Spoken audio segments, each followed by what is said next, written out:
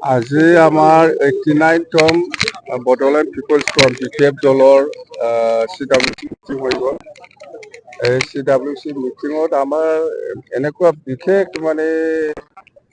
Serious agenda নাছিলে। আগত যিখিনি আলোচনা হৈছিল, যিখিনি এজেণ্ডা লৈ পেলাই আমাৰ ট্ৰাইনিয়েল কনফাৰেন্স হৈছিল, এইবিলাকতে আমি ৰিপিট কৰিছোঁ। আৰু আগন্তুক আমি PTC নিৰ্বাচন আহি আছে, ইয়াৰ কাৰণে দল হিচাপে আকৌ যাতে আমি মজবুত কৰিব পাৰে, ইয়াৰ ওপৰত কিছুমান কথা লৈ আলোচনা বিলোচনা হৈছে, বেলেগ একো নাই। নতুন যোগদান হৈছে নেকি আজি?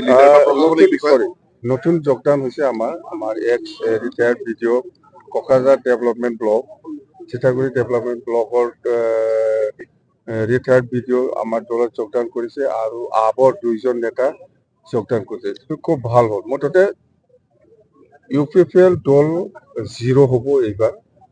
2025 ছেপ্টেম্বৰ মাহত যিটো নিৰ্বাচন হ'বলৈ গৈ আছে, UPPL 0 হ'ব। আমি বাৰে বাৰে কৈ আহিছোঁ, প্ৰচাৰ কৰি আহিছোঁ, 1 নম্বৰ পজিশ্যনত BPF আছে, 2ণ্ডত BJP আছে, 3 নম্বৰত 0 UPPL আছে। BPF 25টা পাব, BJP 15টা পাব। ইয়াৰ পিছত আৰু পঞ্চায়ত নিৰ্বাচনত BPFৰ পৰা এনেকুৱা প্ৰাৰ্থী নিদিব, আমি নিখেলিম। আমাৰ আগত আছিলে, খেলিব পৰা শক্তি আছিলে, কিন্তু PTC বাহিৰত এনেকুৱা পঞ্চায়ত খেলিব পৰা আমাৰ শক্তিটো আজিৰ দিনত অলপ বাহিৰত ওলাই গৈছে, নতুন বহুত আহিছে আৰু আহিব নেকি বেলেগ দলৰ? নাই, আমাৰ দলত বহুত আহি আছে, UPPLৰে বেছি, মেক্সিমাম UPPL দলৰ পৰাই আমাৰ দলত আহি আছে। নিযুক্তি সংক্ৰান্ত বিভিন্ন ধৰণৰ প্ৰশ্ন আহি আছে। আজি বা 3 দিন পূৰ্বে 150জন নিযুক্তি দিছে, তেহেঁতৰ গোপনে 1 ৰাতিৰ ভিতৰত। এই ক্ষেত্ৰত কি ক'ব? এইটো প্ৰমোদ বড়োহে জানে, প্ৰমোদ বড়ো জানিব, প্ৰমোদ বড়োক ক'ব কেনেকৈ নিযুক্তি দি আছে। এইটো বেছি দিন নাই, ছেপ্টেম্বৰ মাহত আমি চৰকাৰ চলাই আছো, চৰকাৰ বনাই আছো, তেতিয়া তদন্ত হ'ব। এইবিলাক এনেকুৱা চুৰ দি কাম কৰাটো ঠিক নহ'ব। অপেনলি কৰক যদি সাহস আছে। এনেকুৱা কিবা ৰাতিৰ ভিতৰত কিবা নিযুক্তি দিয়া, ৰাতিৰ ভিতৰত কিবা চুটা বিলাৱা, এইবিলাক 5 মাহৰ ভিতৰত কৰি হ'ব। আজি মিটিঙত এটা কথা উত্থাপন হৈছে যে ইলেকশ্যন আহি আছে, কেণ্ডিডেট বিলাক আগতীয়াকৈ ঘোষণা কৰিব লাগে। এতিয়া আগত কৰিব নে সময়ত কৰিব? নাই, আগতীয়াকৈ নকৰিম, আমি সময়ত কৰিব। যেতিয়া ইলেকশ্যন কমিশ্যনে যেতিয়া লাগে, ইলেকশ্যনৰ নিৰ্বাচন হ'ব, যেতিয়া এইবিলাক ঘোষণা হ'ব। ইলেকশ্যন হ'ব বুলি কেতিয়া হ'ব সেইটো ঘোষণাই হোৱা নাই। আমি কেণ্ডিডেট কেনেকৈ ডিক্লেয়াৰ কৰিম? 40টা চিটৰ কিমান মান পাব? 40টাৰ ভিতৰত আমাৰ 25টা, BPF 25টা, BJP 15টা, UPPL 0, কংগ্ৰেছ 0।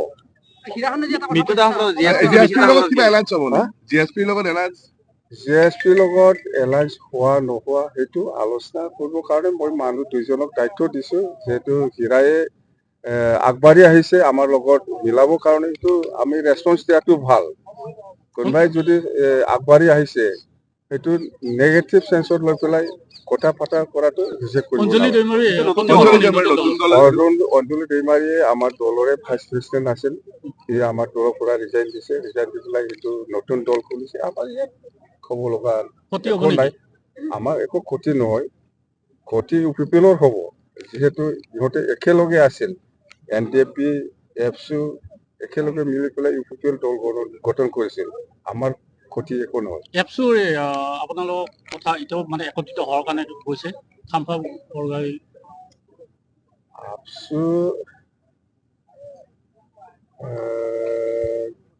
ABSUয়ে তাৰমানে মই কি ক'ম, এইটো আমাৰ ডাঙৰ ককাই ইউজিফ ব্ৰহ্ম ডাঙৰীয়া, সি কৈ আছে মোক যে ABSUৰ নেতৃত্বত আলোচনা চলি আছিল UPPL আৰু BPFৰ মাজত। হাগ্ৰামায়ে চৰ্ত দিয়াৰ কাৰণে এই আলোচনাটো ফেইলাৰ হৈছে বুলি কৈছে। চৰ্তটো হ'ল হাগ্ৰামায়ে নিজকে চিফ বনাব লাগিব, তেতিয়াহে আলোচনা হ'ব, তেতিয়াহে মিলিব, এনেকুৱা প্ৰচাৰ কৰিছে। এই কথাটো মিছা। ABSUৰ প্ৰেচিডেণ্ট ছেক্ৰেটাৰীয়ে মোৰ ওচৰত আহিছিল, খাম্পা প্ৰেজেন্সত, খাম্পা লৈ আহিছিল। কথাটো হ'ল আপুনি হাগ্ৰামায়ে প্ৰমোদ বড়োৰ লগত বহিব না নাই, আলোচনা কৰিব না নাই, এই কথাটো কনচেণ্ট ল'ব কাৰণে খাম্পায়ে আবছুত প্ৰেচিডেণ্ট ছেক্ৰেটাৰীটো মোৰ ওচৰত লৈ আহিছে। মই চিধাকৈ কৈছোঁ মই আলোচনা কৰিম, আমাৰ ক'ব লগা একো নাই, বড়ো জাতি এক হোৱাৰ ক্ষেত্ৰত আমাৰ ক'ব লগা একো নাই, আমি আলোচনা কৰিম। কেতিয়া আলোচনা কৰিব লাগে আপোনালোকে মোক খবৰ দিলে হ'ল, 1 দিন বা 2 দিন আগত খবৰ দিয়ক, মই যাম। কথা সেইটোৱে।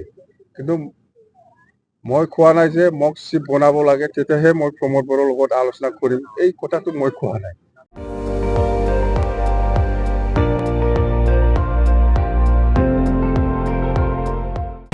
আপুনি চাই আছে ND24, সৰ্বশ্ৰেষ্ঠ নহয় সৰ্বোত্তমৰ দৌৰা।